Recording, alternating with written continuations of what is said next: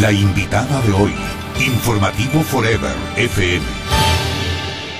La economista Natalie Celi Suárez, ministra coordinadora de la Producción, Empleo y Competitividad, que ya está aquí en nuestra mesa de trabajo para conversar sobre la ventanilla única ecuatoriana de comercio exterior. Para entrar en materia con la economista Natalie Celi Suárez, el primer planteamiento, el día 30 de marzo se dio inicio a la ventanilla única ecuatoriana de comercio exterior. ¿De qué se trata? ¿En qué consiste esta ventanilla? Natalie, bienvenida, buenos días. Buenos días, primero permíteme saludar a todos los guayaquileños y guayaquileñas que nos escuchan. Para mí siempre es un gusto regresar a esta ciudad a la cual le tengo un cariño muy especial.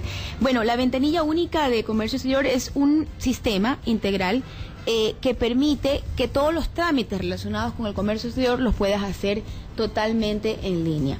¿Por qué esto es importante, Washington? Porque yo creo que en un gobierno pueden haber funcionarios que tengan buenas intenciones, que realmente quieran ayudar a la ciudadanía, a servirlo y a atenderlo. Pero eso no se llega a institucionalizar para que no dependa de ningún gobierno, sino cuando los trámites son totalmente electrónicos. Cuando todos los ciudadanos tienen el mismo chance, la misma oportunidad de hacer sus trámites sin que tengan nadie absolutamente ningún privilegio. Y esto es muy importante porque llama a la transparencia. Llama a la transparencia y a la calidad y eficiencia de los servicios públicos. Cuando estamos los seres humanos, digamos, atendiendo en las ventanillas, siempre hay un margen de discrecionalidad, ¿verdad? En la atención, en la forma de la atención, y esto está hecho específicamente, lo voy a decir con todas sus palabras, para erradicar completamente cualquier tipo de corrupción que pudiera existir todavía en alguna de las instituciones públicas. Porque mira, este sistema agrupa agrocalidad, donde los exportadores tienen que, por ejemplo, obtener sus permisos sanitarios, donde los importadores tienen que ver que sus productos importados también cumplan con los requisitos sanitarios para entrar al país. Tiene que ver con el INE, que tiene que determinar, por ejemplo, el tema de origen de las mercaderías. Muchas veces, cuando tú traes mercaderías del extranjero, se tiene que verificar, por ejemplo, en la etiqueta de los textiles, que el origen sea el que se declara. Es decir, que estemos trayendo de Europa lo que es de Europa y no lo que es de China, por ejemplo, o al revés. Entonces, es muy importante que estos trámites se puedan realizar todos en línea. Obviamente, un actor importantísimo y que ya había empezado su proceso de automatización es la aduana, donde pues con el Código de la Producción simplificamos mucho las reglas de juego, en el sentido de que los ciudadanos que tienen un perfil de riesgo, que siempre han sido muy probos en sus actividades comerciales, pasan por una suerte de ventanilla especial, rápida, y aquellos que tienen un perfil de riesgo basado en criterios que son conocibles, porque es muy importante este tema de que el ciudadano, que el empresario conozca, pues tienen un tratamiento diferenciado. Y establecer en línea para que todo se pueda hacer en un mismo sitio virtual, que es donde Corea pues ha ganado por 4 años seguidos como la mejor ventanilla única del mundo, y hemos tomado el modelo de los coreanos y son ellos los que están en nuestro país implementando el sistema, que tomará 18 meses para su feliz. Bien, para que los amigos oyentes conozcan el beneficio, por ejemplo, si alguien importa y tiene que dejar su materia prima en las aduanas una semana, pues vamos a suponer ahí en algunas ocasiones era porque fallaba un papel, etcétera. Eso era pérdida, porque era una mercadería, un capital de trabajo ocioso. ¿Cómo han hecho los coreanos, Natalie, para estandarizar 280 procesos de estas 26 entidades? ¿Ellos vinieron, hicieron un estudio especial acá, o es un estudio, es un software ya estandarizado? No, justamente los coreanos estuvieron aquí, analizaron todos los procesos de todas las instituciones públicas relacionadas con el comercio exterior y determinaron todo lo que tenía que ser recortado, es decir, hay trámites innecesarios, trámites que se duplican, y se determinó que se deberían estandarizar ciertos procesos. Ustedes, ciudadanos, a veces les habrá pasado, y uno se muere la furia, que va a una ventanilla pública y hay un documento que no está bien, o un documento que no se trajo por falta de información. Muchas veces también es por desconocimiento de los ciudadanos, que no toman la precaución de mirar, por ejemplo, los tramitadores, en internet. Sí, en fin, cuando la información no está suficientemente conocida es cuando hay los tramitadores. Por eso yo también les pido a los ciudadanos, nosotros tenemos una página de trámites en línea donde ustedes pueden, ciudadanos, informarse de qué se necesita para cada trámite. No todos son electrónicos, pero al menos la información de lo que ustedes necesitan para hacer cada trámite está en línea. En el caso tanto de exportación como importación. Sí, en todos los trámites ciudadanos, las licencias, licencias, todo, absolutamente. Hay una página web si ustedes entran a la página de la Presidencia de la República, van al tema de trámites, pueden conocer esa información. En el caso del Ministerio de la Producción, inclusive antes de tener el tema de la ventanilla única, nosotros tenemos una página web que se llama Infoproduce, www.infoproduce.gov.es, donde usted puede encontrar todos los programas públicos de apoyo al desarrollo productivo y qué se tiene que hacer, cómo se puede aplicar a cada uno de estos y cómo hacerlo. Esto no tiene que ver únicamente con la ventanilla única, sino para que también los ciudadanos tengan esa información que es sumamente útil. Muchos ciudadanos me escriben: ministra, es que necesito asistencia técnica, es que necesito capacitación, es que no necesito financiamiento bancario, sino necesito todavía pulir mi idea, mi proyecto, cuando eres un emprendedor. Entonces, la página te permite decir: yo soy emprendedor, yo soy, digamos, empresario, soy agricultor, soy ganadero, y a partir de tus necesidades se va ubicando exactamente con esa información. Volviendo al tema de la aduana, sí, efectivamente ellos hicieron un análisis de proceso, dijeron: esto hay que simplificar. Nosotros vamos a gastar cerca de 16 millones de dólares para redondear en el proceso de ventanilla única, pero los ahorros son del orden de 14 millones de dólares a partir de la implementación de la misma. ¿Por qué se da ese ahorro? Ese ahorro se da justamente en lo que tú decías, en que simplifiquemos los trámites, menos tiempo. Los tiempos se reducen. En todo sentido, el Ecuador sale ganando, ¿no?, cuando no se tiene un capital de trabajo ocioso, sino que se lo va a acelerar, tanto la exportación e importación. Pero yo ahí hago una pregunta desde el punto de vista administrativo. ¿Eran necesarios los 280 procesos y coordinar 26 entidades? O sea, quien ve esta cifra da la impresión de que ahí hay mucha burocracia, muchas entidades alrededor del comercio exterior. Es que hay mucha burocracia. No es que las entidades, las que existen son las que deben existir. No hay cómo reducirlas, porque da la impresión que podría también por ahí trabajarse. No, eso ya lo hemos trabajado. Eso ya lo hemos trabajado, y cuando se estableció el Código de la Producción se dejó con claridad la institucionalidad de la producción. ¿Eran mucho más antes entonces? Claro, eran muchísimas. Algunas las hemos reducido, las hemos fusionado, las hemos cambiado. Y no hay un exceso de entidades, lo que hay es un exceso de procesos. Y es que mira, el sector público tiene una forma de pensar que uno tiene que entenderlo para poder cambiarlo, para poder transformarlo. Pero hablamos del burócrata. Del burócrata, claro, porque el sector público burocrático. Tú tienes, yo soy el dueño de la información. Mientras yo sea el dueño de la información, yo tengo poder. Entonces, porque esto es lo que a mí me hace tener, digamos, cierta capacidad de incidencia sobre este proceso. Eso es lo que estamos tratando de erradicar. El conocimiento es de todos, la información es de todos, la información es de los ciudadanos. Y más aún, como ya lo has dicho al inicio, Natalie, ese funcionario público que crea problemas para vender la solución. Y eso en la aduana, lastimosamente, era una mala costumbre. Con esto, la ley de servicio civil y carrera administrativa no salió como hubiésemos querido, porque siempre priman los intereses políticos. Yo a veces me pregunto cómo podemos tener un servicio público de eficiencia, de calidad, si no podemos atraer al mejor talento humano posible, ¿no, verdad? Y los legisladores, los asambleístas, nos quitaron la posibilidad de las renuncias obligatorias. Tú recordarás, esto fue antes del 30S, y el 30S, digamos, que no permitió tener una discusión profunda de muchas de las cosas que no se aprobaron en la ley de servicio civil y carrera. Pero en todo caso, estamos creando el Instituto de Meritocracia para justamente atraer al sector público a gente joven, gente talentosa.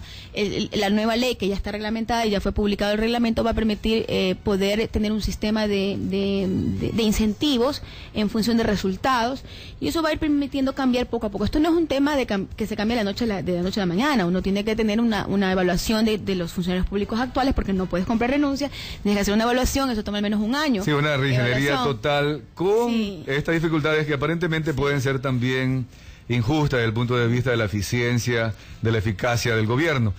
Injusta en contra de lo que se intenta, pero puede ser también, y quizás para dejarlo también ahí planteado, esas aspiraciones de los sindicatos, los empleados públicos, algunos que trabajan, tienen 60 años de edad y no quieren jubilarse, etcétera. Tú digamos, revives la discusión que se tuvo en ese momento. Y yo creo que a veces el problema es cuando la sociedad ve enfrentado uno o más derechos. Uno tiene que escoger cuál prevalece. ¿Cuál es el superior? ¿Cuál prevalece, verdad? Porque claro, está el derecho a las personas que tienen 65 años a contar con un retiro decente, y estamos totalmente de acuerdo con eso, y se planteaban unas liquidaciones que a mi criterio eran bastante dignas para las personas que se desean retirar. Pero ¿dónde está el derecho de los ciudadanos a tener salud de calidad? ¿Dónde está el derecho de los ciudadanos a tener educación de calidad? Yo creo que ese derecho de las nuevas generaciones de alguna manera asamblea también tiene que tener un que bueno, decir. ahí se supone que se aplica la democracia, ¿no? Entre varios intereses bueno, de los grupos. Se aplicó la democracia porque los asambleístas son los representantes de la ciudadanía y se aprobó. Y lo que le toca a la administradora, a Natalie Selly, con esa dificultad, ver qué sigue haciendo. Sí, pero no es óptimo. Pero eso es lo que hay que decir a la sociedad. Pero para ser óptimo hay que buscarle la solución. Lo que te digo es que no va a ser óptimo, porque no va a ser, no va a ser óptimo. Te digo por qué, porque tú tienes una dificultad y es que tú tienes que lidiar con dos sectores públicos paralelos, con el que heredaste y con el que quieres. Entonces sería una debilidad al momento de pero estamos en un país democrático, eso fue lo que se decidió, pero estamos buscando soluciones que no son óptimas, pero que nos van a llevar a cumplir. Ahora, ¿cómo esto va a ayudar para que se exporte y se importe de una manera mucho más acelerada? Sí, correcto. Ustedes como Ministerio de la Producción, Empleo y Competitividad, ¿qué han hecho? ¿Han organizado talleres para que el empresario, sus empleados, conozcan cómo utilizar este software? Bueno, el punto es que este lanzamiento al público es la culminación de un trabajo que ha sido un trabajo de hormiga al interior del gobierno, al poder identificar y trabajar, digamos, con cada institución para ver qué se puede reducir en términos de tramitología, y ha sido también un proceso de mucha trabajo entre la aduana y los importadores guayaquileños. Y mi interés de venir a Guayaquil a comunicar porque esta es una ciudad donde el comercio es su corazón. Y seguimos siendo comercial, una ciudad comercial, y esto es muy importante para que los ciudadanos se entiendan. Entonces, todo lo que se refiere a los trámites aduaneros, que es lo que ya está bastante más avanzado, se han realizado múltiples talleres. Yo creo que existe un gran conocimiento y la aduana ha hecho un excelente trabajo conjuntamente con las cámaras de comercio de la ciudad en poder ir a sus afiliados. Cámara de Industria, me imagino también. También, por supuesto, todas las cámaras. Pero digamos, donde existe el nudo de mayor cantidad de comerciantes están en la Cámara de Comercio. No que no hayan también en la Cámara de Industria, con los que la aduana pues ha hecho, creo, un trabajo bastante importante en dejar conocer todos estos cambios que también ha propuesto. ¿Qué pasa con el ciudadano que quiere importar algo más allá de 4 kilos, etcétera, que debe pagar impuestos? Sí. ¿También accesa a esta ventanilla? Todos los actores de comercio. Ahora, si tengo que ser muy clara que la ventanilla va a estar full implementada después de 15 meses. Estamos hablando a través de la Internet. Hablando de la Internet, sí. En 15 meses... Es una ventanilla virtual, por decir así. Así claro. Es. Para que las personas no se tengan que mover de sus domicilios o de sus oficinas. Eso quiero explicarle a la ciudadanía, que es una ventanilla completamente virtual. Ahora tenemos una ventanilla única física, que es el primer paso para que tú en un solo lugar físico puedas y hagas todos tus trámites. Vamos a ir a una ventanilla única virtual. Esa es la diferencia. A través de la pantalla, de la pantalla de internet, de la computadora. Eso va a estar en 15 meses. Ahora las tenemos físicas en 15 meses. Ok, entonces va a ser como una especie de transición. De transición, así es que nos va a permitir que el software se instale, que las instituciones cambien sus procesos, los adapten, que estandaricemos todo para que todo se pueda hacer con un clic. Es un poquito también de asunto cultural. Cultural, así que es. Va poco a poco. Y sí le recomiendo a los ciudadanos, para que no pasen tiempo en sus trámites, que sí visiten la página de trámites del gobierno para que tengan la información de los papeles que tienen que llevar, cómo tienen que ser llevados, y también no sean sujetos a abusos por parte de tramitadores inescrupulosos. Natalie, yo quisiera, con tu permiso, pasar a hablar del Código de la Producción, aprovechando la presencia.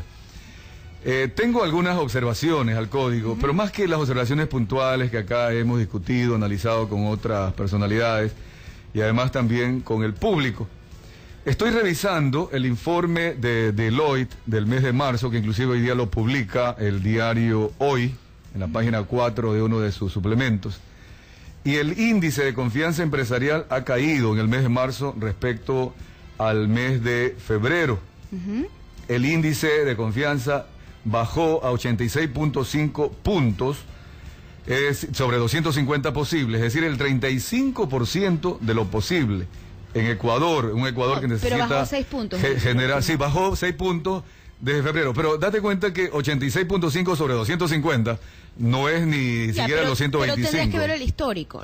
El nivel más alto de confianza lo tuviste el mes siguiente después de la aprobación del Código de la Producción, que fue diciembre. Diciembre estuvo en 96. Y enero también fue bastante alto. Y de lo que leí el artículo de prensa, porque lo leí muy rápido en el avión, antes de venir a la entrevista, tengo entendido que los temas se tienen que ver mucho más, no tienen que ver con temas del código ni de la economía. Pero sí sale la información sobre código. Es decir, uno de los temores precisamente, de las razones, dice, a pesar de que el 48% de empresarios ve como positivo esto fue de octubre de 2010, el código, las expectativas de la aplicación, de la práctica y sobre todo el reglamento. No sé cómo va el reglamento. A ver, el reglamento va muy bien. Yo creo que en el reglamento se aclaran todas las dudas que los empresarios tienen. Mira, una de las cosas que uno tiene que entender en el ejercicio público es que hay tanto por hacer que no importa lo que tú hagas, no todo el mundo estará contento.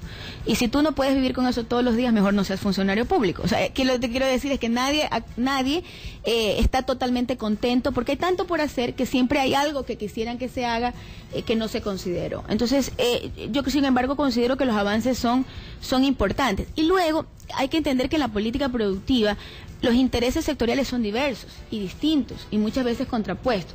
Cuando el industrial está feliz, el comerciante no necesariamente. Cuando el agricultor está contento, el que exporta no necesariamente. Entonces, la política productiva es una política realmente compleja porque es altamente específica al sector y al tamaño ahí yo quisiera agregarte, Natalie, ya no se debe hablar de grupos de poder, sino, lo has dicho muy bien, son grupos referenciales, grupos que aportan y que ponen visto bueno o vetos a las leyes, dependiendo de sus intereses.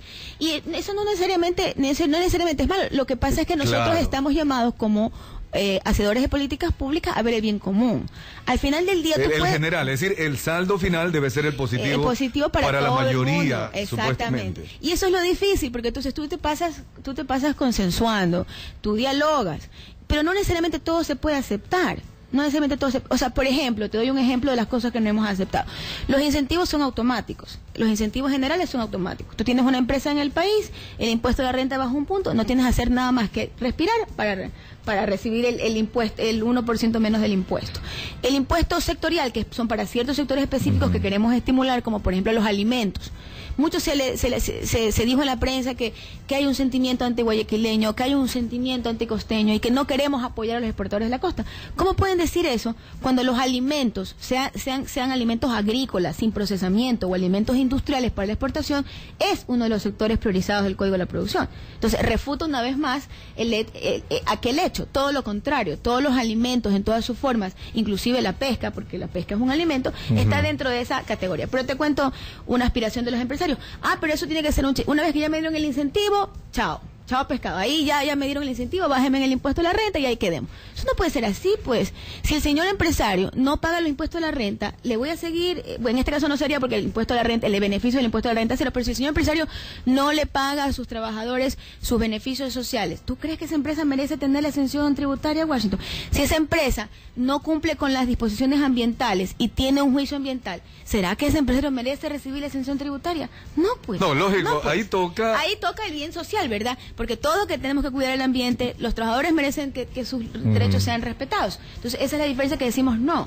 El incentivo no es un cheque en blanco, el incentivo puede ser revocado si usted no cumple con las 4 éticas empresariales, o la otra, si usted no cumple con el valor agregado sectorial.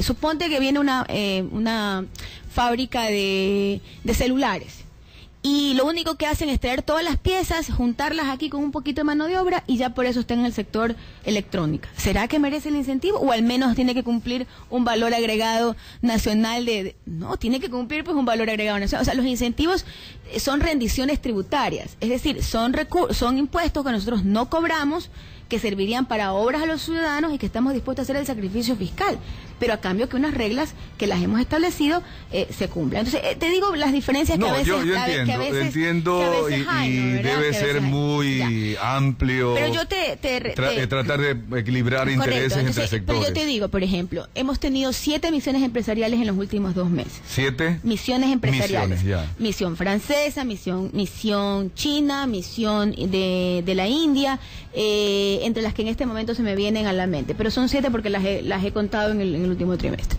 Entonces, yo digo, Bloomberg decide hacer el Summit de Ecuador sobre su desarrollo económico, y cuando el de Brasil lo tiene en segunda, yo digo, ¿será que por algo estamos en la mira del mundo? Por algo los inversionistas nos están mirando como un país interesante. Podría ser para evaluar que también es una revolución ciudadana con tendencia de izquierda en un momento los en empresarios no vienen a evaluar hay una revoluciones, no, es que revoluciones también, porque de acuerdo a eso viene la seguridad jurídica. Es un país que viene creciendo a tasas interesantes. Nosotros estamos considerados entre los nuevos países emergentes, de acuerdo a los bancos. El crecimiento del 2010 no pasó del 3.5 del Producto Interno Bruto. Pero tú tienes que entender... Y el promedio latinoamericano... No, pero a ver, aclaremos ahí un poquito. Es 6%. Aclaremos un poquito. El sector petrolero es un sector que por los últimos 4 años, en cambio de reglas de juego, bajó su producción.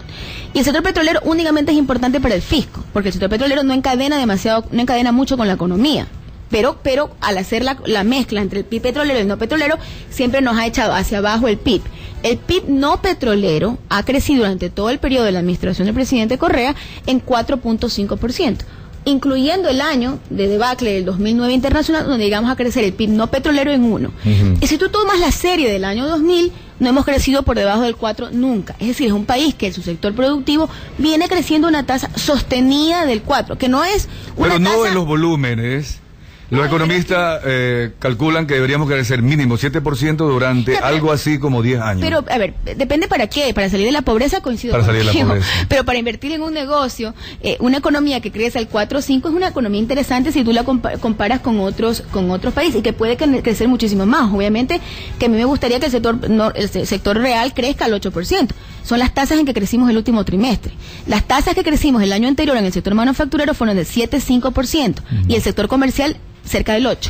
Es decir, hay algunos sectores que crecen menos como el agrícola y eso es lamentable que en un momento donde los commodities están al alza tengamos problemas como la sequía. Pero estos son los impactos del cambio climático que todos los comenzamos a sentir. Es un imponderable. Bien, Natalie, yo quisiera no ir a los detalles del código de la producción. Te lo voy a resumir en pocas palabras. Primero, hay 2 grandes sectores que los gobiernos deben atacar.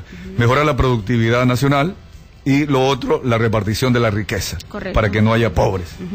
La Revolución Ciudadana ha desarrollado este código de la producción diciendo que, además, como Revolución Ciudadana dice que todos los ecuatorianos debemos ser productores, es decir, un país de propietarios, lo que dice uno de los 5 ejes de Revolución Ciudadana. Pero dentro de este factor vamos a ir creciendo, como lo has manifestado, de manera consistente, pero lento, y a ver hasta cuándo podemos los ecuatorianos decir, ahora estamos creciendo y estamos reduciendo, eliminando pobreza. Es que Washington, mira, uno de los factores, y ahí te planteo la inquietud, es el Tratado de Libre Comercio. Ni con Europa, peor con Estados Unidos, y más aún el ATPDA. ¿Qué puede hacer un inversionista ecuatoriano, ahora más aún con la consulta popular que va a reformar la Constitución que se decía que iba a durar 300 años? Todas estas inquietudes hacen que si yo tuviera $100,000 en el banco, ociosos, o ganando algún interés ahí pasivo, yo diría, voy a pensarlo 10 veces para invertir, Natalie. Excelente pregunta, pero yo creo que antes de eso se merece hacer una reflexión en relación al modelo económico. Tú tienes 2 maneras como crecer en el mundo actual. Tú creces de una manera donde el factor de la producción es un factor más de la producción, y donde tú dices, tengo salarios bajos, pero al menos algo reciben. Y con esos salarios bajos yo compito agresivamente, abro la economía, firmo TLCs, aunque algunos sectores se destruyan en el interín, y crezco al 8%. Y luego en algún momento dado, por goteo, la felicidad y la riqueza llegará a todos. Ese modelo, nosotros no creemos en ese modelo. Yo personalmente siempre he sido crítica de ese modelo. Yo no creo en la teoría del desparrame, porque el mercado es imperfecto, los mercados son imperfectos, entonces no funcionan de esa manera. Pero cuando el Estado es fuerte, el gobierno es fuerte, como lo es Rafael Correa, maneja varios poderes. Yo creo que sí podría tú dices que controlar el mercado. Yo creo que la prueba más evidente de que no maneja varios poderes es que la justicia declaró inocente a las dos personas que el gobierno sindicó en el tema del 30S. Entonces, simplemente hay un lapsus político para rebatir tu afirmación. Yo creo que lo que nosotros queremos hacer es distinto, es complejo, pero es distinto. Y donde decimos el factor de la producción no es un factor más, es el fin mismo de la producción. El desarrollo humano es el principio y fin de todas las políticas. Entonces, para eso tú tienes que hacer muchísimas cosas a la vez. Tienes que hacer educación, tienes que cambiar el sistema educativo. Lógico, y eso a largo plazo. Y eso es de largo plazo. Tienes que tener innovación, tienes que tener tecnología, tienes que cambiar el fomento, la logística, las universidades técnicas. Tienes que cambiar la logística del país tiene que mejorar. destacar, tenemos que tener puertos de primera, pero también para poder competir en un mundo globalizado. Un factor, dice primero el huevo o la gallina. Las dos cosas, las dos cosas son necesarias. Las dos cosas son necesarias. ¿Verdad? Mientras vamos desarrollando la productividad, también hay que pensar desarrollar mercado. ¿A quién le voy a vender? Colombia y Perú ya lo tienen. Pero no, a ver, tomemos el caso. ¿Por qué no copiar esa política? Pero déjame terminar, porque empezar a comentar y no he tocado el tema de tu pregunta, que es el tema de mercados. A ver, a nosotros se nos indilga que no hemos tenido una política comercial y que no hemos abierto mercados. Yo creo que allí lo que nosotros hemos tenido es una política distinta. Y voy a poner un ejemplo, no me gusta poner ejemplo de países vecinos a los cuales además apreciamos y tenemos lazos tan entrañables, pero Colombia firmó un TLC. Hace 4 años firmó un TLC. Lo firmó. Y el Congreso americano todavía no lo aprueba. Y está en el mismo predicamento nuestro de la TPA, que nos quieren renovar además de la TPA. Pero va adelante, en algún momento lo van a firmar con Colombia. En algún momento dado, han dado varios pasos que Ecuador todavía no ha dado ni el primero. Pero quiero decir es que el mundo internacional es complejo. El mundo internacional es complejo y no se mueve necesariamente con los intereses nacionales, y ese es el sinónimo. Sí, ahí hay un problema de drogas y otros problemas, Natalie, sinónimo de la globalización, que lastimosamente perjudica a Colombia. Los demócratas no quieren que se firme el tratado con Colombia porque hay problemas de derechos humanos. Y el cambio de gobierno, y problemas laborales, problemas Natalie, de los derechos laborales. Si me permite, el cambio de gobierno a un gobierno demócrata demoró más, pero ya Perú, justamente por eso se aceleró en la época Bush y lo firmó y está creciendo a tasas superiores al promedio latinoamericano. Y yo no voy a hablar mal de Perú. Perú crece, tiene su modelo. Ya los peruanos decidirán en estas votaciones si están de acuerdo con un modelo donde crece el 8%, donde la pobreza cae a cierto ritmo, pero hay una gran desigualdad. Entonces, en el tema de la Unión Europea, por ejemplo, yo creo que debemos firmar un acuerdo de comercio para el desarrollo, y yo creo que hay muchas posibilidades de firmarlo, pero teníamos que poner muchos temas en orden antes de llegar a poder cerrar ese acuerdo, porque los ecuatorianos tenemos memoria débil. Acuérdate cuántas veces Europa fue sancionada por la OMC por no cumplir con el tema del banano, y nosotros nos levantamos de la mesa de negociación porque la OMC no cumplía con las sanciones en relación a liberarnos a los aranceles del banano, y todo el mundo nos dijo, son naif, con la dignidad de la dignidad no se come, ¿cómo se van a levantar de la mesa? Y los europeos cumplieron con los aranceles de banano, y en la última ronda de negociación con Colombia y Perú los bajaron muchísimo más. Entonces yo creo que con Europa vamos a llegar a firmar un acuerdo de comercio para el desarrollo. ¿Para cuándo es la proyección? Nosotros hemos cumplido con nuestra tarea. Nosotros ya le hemos dicho a los europeos cuáles son nuestras líneas rojas. Ahora está en la pelota, en la cancha de ellos, que nos digan, sentémonos a negociar y finiquitemos la negociación. Puede tomar como 60 días, como puede tomar 120 días, como puede tomar 180 días.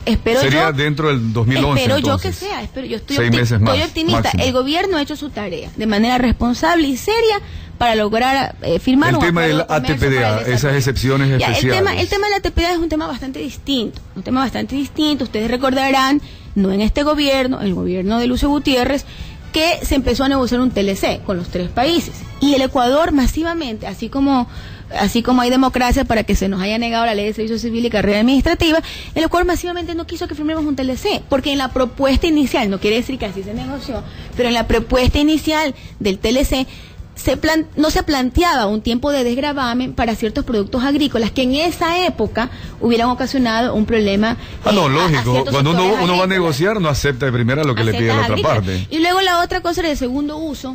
Pero hay que seguir negociando, es eso, Natalie. Nosotros no estamos dispuestos a negociar. Nosotros estamos dispuestos a negociar. Pero el presidente dijo en la campaña, Natalie, que votaba el TLC al tacho de basura, y lo hizo. Bueno, pero el TLC está en el tacho de basura. Nosotros tenemos otra propuesta.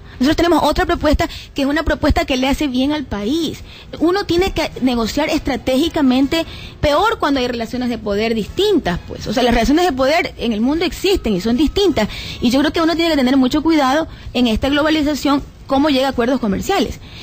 Obviamente que yo no estoy a favor de seguir con el ATPA para toda la vida, porque la ATPA es una concesión unilateral. Hasta negociar el Tratado de Libre Comercio. Nosotros estamos dispuestos a negociar un acuerdo. No, pero es que yo no noto, y lo voy a decir con sinceridad, más abierto, Natalie, y he conversado antes de que sea ministro de Finanzas Rafael Correa. Gracias por el café, por supuesto. No, mucho gusto. El caso es que él siempre dijo que no a un tratado de libre comercio. Él habla de que los que queremos tratado de libre comercio somos bobos, etcétera, etcétera, etcétera.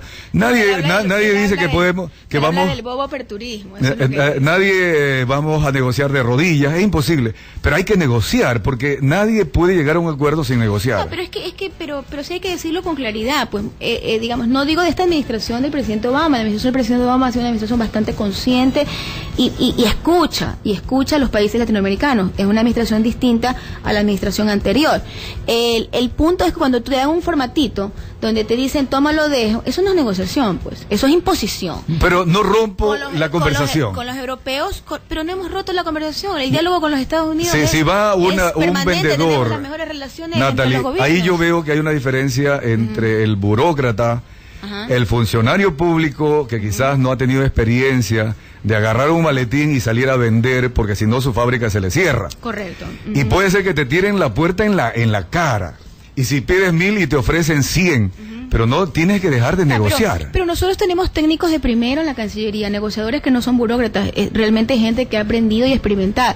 Y aquí no es un tema de querer negociar o no, es un tema de cómo se maneja la política global. Ya te pongo el caso concreto de Colombia. Colombia no puede ser un país más abierto, un país más de derecha, digamos. Pero tiene un problema que no lo tenemos nosotros, por lo menos todavía no lo tenemos no es un tema en el nivel de Colombia. El problema que inhibe que se firme el TLC de Colombia no es el tema del narcotráfico, todo lo contrario. No, ahí hay guerrilla, hay otra serie de problemas, tráfico de personas. Ese no es el punto por lo cual no se firma. No se firma no porque Colombia haga esto, no. No se firma porque hay un desentendimiento entre los republicanos y los demócratas en relación a cómo se maneja el comercio. Eso es todo. Entonces, ese es el punto que impide que, y el ATPDA es imagínense ustedes. Pero sabes que Colombia lo va a firmar. Algún rato, espero lo va a yo. firmar. Y estaré muy feliz que lo firme porque así también se firmará la TPA conjuntamente. Ahora, con nosotros. es un tema que va a entrar dentro de la próxima campaña de Barack Obama, a ver si es en pro o en contra. Bueno, pero lo que sí quiero dejar abierto de ciudadanía es que nosotros no estamos de brazo cruzado, estamos el presidente sí le permite a Natalie Celi hablar de que queremos negociar un tratado de libre comercio. No de libre comercio, porque yo no creo en eso. Y siempre lo he dicho y he escrito. ¿En qué es lo que cree entonces Natalie Yo creo en un Celi? acuerdo de comercio para el desarrollo. Yo creo en apertura comercial. Pero lo del desarrollo es relativo, pues. No, es que ¿por qué? Si con los europeos lo podemos lograr. Con los europeos tú te sientas y le dices, a ver, todos estos sectores te los voy a abrir. Y te los voy a abrir mañana. Pero leche no te voy a abrir mañana, pues los lácteos. No. Es que eso tampoco es con Estados Unidos. ¿Acaso Perú le ha abierto revise los TLCs que ha firmado Estados Unidos en el pasado? Antes sí, con México y con Chile. Revise los TLCs. Mira que los chilenos dijeron, no importa. No. Aceptamos todo el desafío. En la mesa de negociación que y han crecido y siguen creciendo. En la mesa de negociación que estamos, porque tenemos un tema de commodities al alza, que es distinto. Pero si no fuese así, no estuvieran en esa misma situación. Pero con los europeos, por ejemplo, te doy el ejemplo. Tenemos una negociación donde hemos dicho, esto es lo que nosotros queremos, esto es lo que nosotros ofrecemos, esto es lo que nosotros podemos abrir nuestra economía.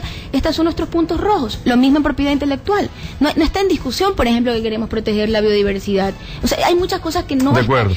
Bien, en todo caso, oficialmente si hay una predisposición a negociar, nomás agregándole un tratado mismo lo ha dicho en esta de ciudad comercio con desarrollo. Listo. Es que eso hace una gran diferencia. No es solo un adjetivo. Pero, no, importante, dependiendo de la visión, ¿verdad? Hay unos que dicen, primero yo desarrollo la industria, desarrollo el comercio, y luego desarrollo la generación de empleo, elimino pobreza.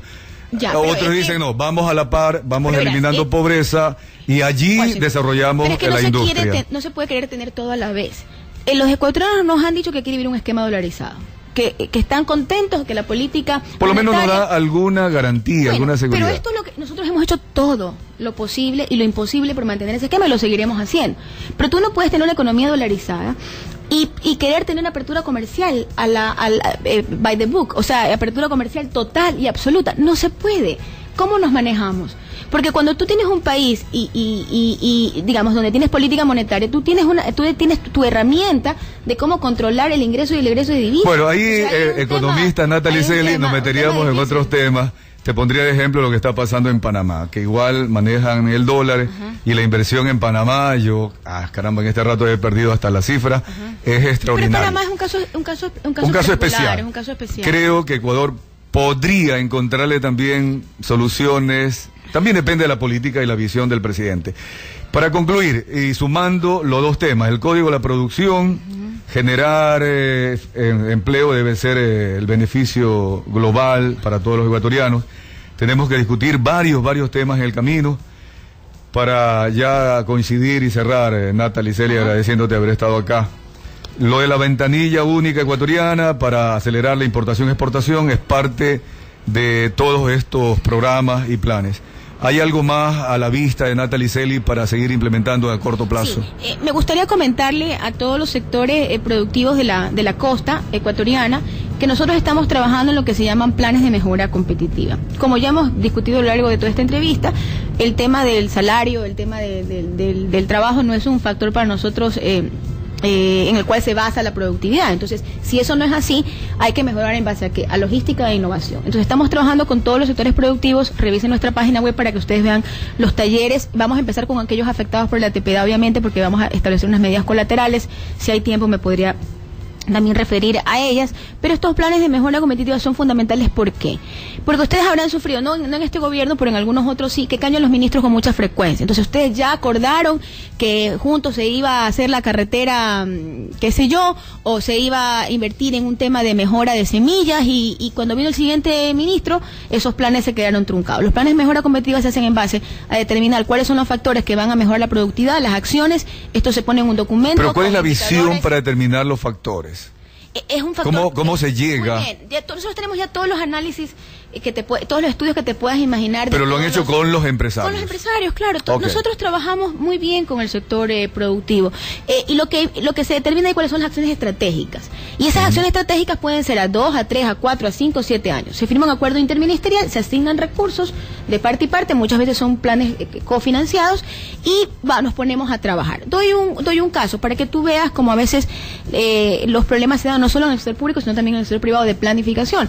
Estamos creciendo mucho en varios sectores. El aeropuerto de Quito va a estar muy pronto, el nuevo, y fíjate que no habían visualizado en el sector floricultor un solo centro de acopio, porque el sector floricultor es un sector súper descentralizado, fincas pequeñas, entonces cada quien tiene quien le embarque, cada quien tiene quien le empaque, cuando podrían tener un centro solo de consolidación, un solo centro de distribución, y de ahí repartir a los diversos. Sí, eso ha sido tradicional en el Ecuador, sí, inclusive cacao, el tema de banano mismo. Falta esa asociatividad que es muy importante para el tema de economía de escala. Entonces, tipo esto. Entonces, a ver, hagamos el centro de acopio. A ver, hagámoslo, usted pone tanto, nosotros ponemos tanto, como se administra. Solo para poner un ejemplo que nuestros amigos oyentes lo tengan más clarísimo. En Chile, el tema de la uva, la manzana, del vino. En Colombia, el tema del café. Deberíamos decirle, a ver, ¿cómo hacen ustedes para unirse, no? Y poder hacer economías. Bueno, yo creo que el sector productivo ha ido madurando y esa es una de las ventajas de la dolarización, el que las productivas. Y Natalie Celi les está enseñando, los está guiando. No, yo no les enseño nada, yo les facilito.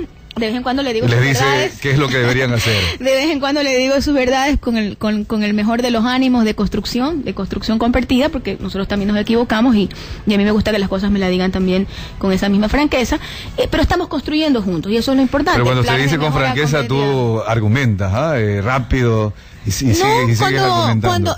Porque me gusta estar segura, pero si tú en la argumentación me convences, imagínate, soy una total convencida del tema. Porque no hemos tratado el tema de poner aranceles superiores a la importación, lo cual a mediano y largo plazo tú sabes que no es correcto. Bueno, pero la economista Natalie Celi tomó la decisión. Pero estás en una economía dolarizada. Si tienes un ataque masivo a tu balanza de pagos, tienes que tomar medidas. Y esas medidas debieron haber sido pero momentáneas. Las salvaguardas ya no existen.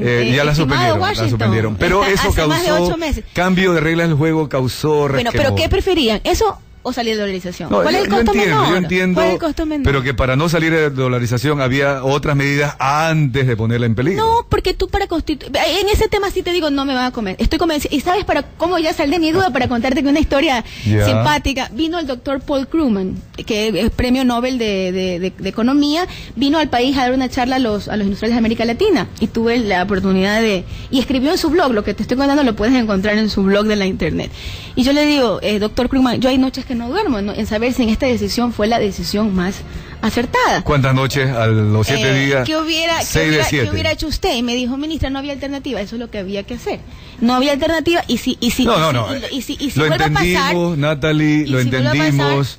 porque Pero era una emergencia. El costo menor nos costó a todos los Pero ecuatorianos. sí nos preocupaba que antes no se habían tomado otro tipo de medidas, como por ejemplo los tratados de libre comercio con desarrollo, lo Pero que sea, para que haya producción, eso no para que soluciona el problema. sustente, es decir, la inversión, Pero es que etcétera, eso no sustenta el problema, porque suponte que hubiéramos tenido los acuerdos comerciales, suponte que hubiéramos tenido un TLC con todo el mundo. Sí, no, hablas de innovación, etcétera, etcétera. La innovación no se da de la noche a la mañana, los cambios de logística no se dan de la mañana, la educación no se da de la noche a la mañana. Lamentablemente hay que hacer absolutamente todo eso y a la vez. Listo. A la vez. Entonces, Natalie, para concluir y agradeciéndote haber estado con nosotros el día de hoy, más de 30 minutos hemos conversado, yo creo que a pesar del tiempo y haber tocado varios temas. Hay que venir más a menudo. Quedan algunos asuntos que me hubiera gustado detallar más, pero nuestros amigos oyentes han seguido este informativo, los análisis, las entrevistas que hemos tenido con otros, no tanto en la parte económica, qué pena que muchas veces la política es la que más influye, la que más espacio tiene en el Ecuador, ¿verdad? Para que nuestros amigos oyentes tengan tu mensaje sobre el Código de Producción y el futuro reglamento cuando lo conozcamos. ¿Qué les puede decir si hay o no garantía de inversión, seguridad jurídica, que no se van a cambiar las reglas del juego una vez más en el futuro, etcétera? Bueno, yo creo que lo más importante del Código de la Producción es que los ecuatorianos tengamos claro cuál es el modelo productivo que este gobierno impulsa. Y en ese modelo productivo el empresario tiene un rol importante. El crecimiento viene dado por la inversión privada, la inversión pública es complementaria.